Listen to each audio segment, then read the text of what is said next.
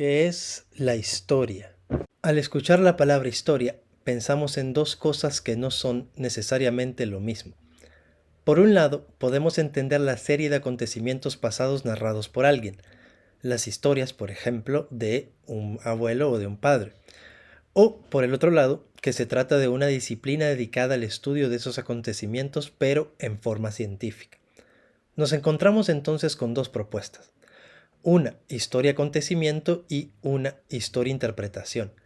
Al hablar de una historia-acontecimiento nos referimos al hecho histórico como un fenómeno que pasó y que es de dominio popular, sin mayores pretensiones de entendimiento. Historia, como ciencia, puede definirse de forma sencilla como el paso del hombre en sociedad a través del tiempo. Sin embargo, a lo largo de los años, muchas consideraciones han sido tomadas en cuenta para enriquecer el término y darnos una definición más amplia sobre lo que Heródoto, el primer historiador del mundo, denominó como historia, vocablo que en latín significa indagación. Es cierto que indagamos el pasado, pero no solamente para conocer historias que repetiremos sobre personas y lugares distantes. Heródoto fue más allá. Al intentar comprender los acontecimientos, explicar el porqué del mismo y cómo influyó en la sociedad o sociedades involucradas en el fenómeno. Las ciencias evolucionan y es necesaria la abstracción teórica para afinar la definición de historia. Muestra de ello es la teorización que hace de esta personajes como Mark Bloch, para quien la conceptualiza como la ciencia de los hombres en el tiempo, muy vieja como relato, pero muy joven como empresa razonada de análisis. El objeto de estudio es el hombre, como parte integrante de la comunidad a la que pertenece. De lo contrario, el estudio del hombre como ser individual caería dentro del campo de las biografías, la sociología u otra rama del saber científico. Esto reafirma el hecho de que la historia se enfoca en la colectividad, en el hombre en masa interactuando con el medio que lo rodea, en busca de su propio destino. Muchas personas comparten la idea de que la historia es aburrida, ya que solo la catalogan como un conjunto de nombres, fechas y lugares que se deben memorizar para aprobar la asignatura. Pero ello es tan solo uno de los elementos de la historia, la crónica. En realidad, la historia va más allá.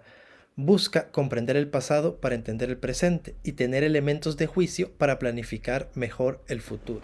Para José Cecilio del Valle, la historia de una nación era un curso de ciencias morales, políticas y económicas. Presenta el cuadro del país donde se han unido los hombres para vivir en sociedad. Indica su clima, aguas, vientos, producciones, etc.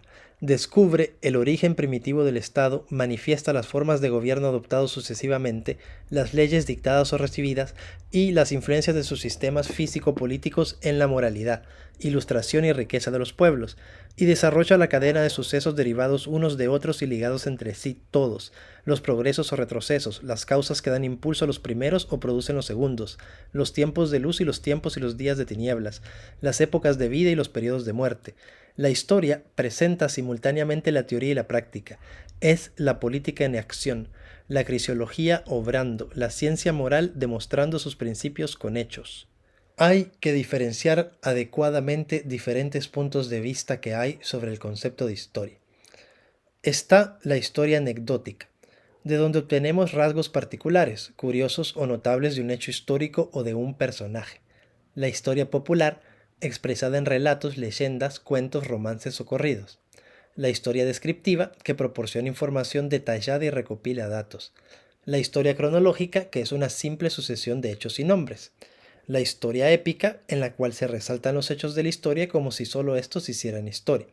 Está la historia contada en cine y novelas, que es el género de la ficción histórica. Está la historia literaria, en la cual a través del arte se interpreta la realidad. Está la historia pictórica, que como enseñanza popular se expresa a través de movimientos artísticos como el muralismo. Está la historia ideológica, la que glorifica el Estado, los sistemas políticos o económicos y los personajes con clara manipulación de la realidad. Y finalmente la historia científica, que está basada en el conocimiento, investigación y comprensión de los hechos históricos, fundamentada en la verdad, el juicio crítico, el análisis científico y la metodología. La función de la historia es investigar el pasado para comprender el presente y poder planificar el futuro. Comprender el presente mediante la investigación metodológica, reflexiva y sistemática de los hechos históricos, así como los motivos profundos que provocan los cambios. De esta forma podemos entender nuestra realidad presente, participar en su transformación y en la construcción del futuro. Para lograr sus objetivos, la historia necesita de fuentes, ya sea escritas, como documentos, libros, revistas, inscripciones en piedra, madera o metal o cualquiera de estas, iconográficas como obras plásticas, gráficas como mapas o fotografías, testimonios orales como testigos presenciales, protagonistas, relatos, mitos, leyendas, canciones, y restos humanos o bien restos de existencia humana como basureros o yacimientos arqueológicos. Para completar los estudios, la historia se auxilia de otras ciencias, tales como geografía, ecología, arqueología, antropología, paleografía, geología, lingüística, etnología, etnografía, sigilografía y otras más. Uno de los tipos de historia es la historia crítica. La historia crítica, en términos generales, implica el rechazo a la historia oficial, la desmitificación imprescindible de la misma y la construcción de otra historia alternativa, con una visión más dinámica, popular, masiva y completa, hasta donde sea posible. La historia crítica, a diferencia de la historia discurso de poder, es la historia hecha por el pueblo, por las masas o por sus representantes.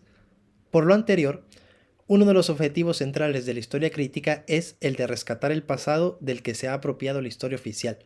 A la versión oficial basada en los intereses de poder, por tanto mutilada, censurada, deformada, las masas oponen una imagen más sólida, una imagen acorde a sus aspiraciones y que refleja la riqueza real de su pasado.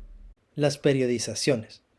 Se entiende por periodización el campo de las ciencias sociales que trata de dividir la historia u otro campo del conocimiento en distintos periodos o épocas, que posean unos rasgos comunes entre sí, lo suficientemente importantes como para hacerlos cualitativamente distintos a otros periodos.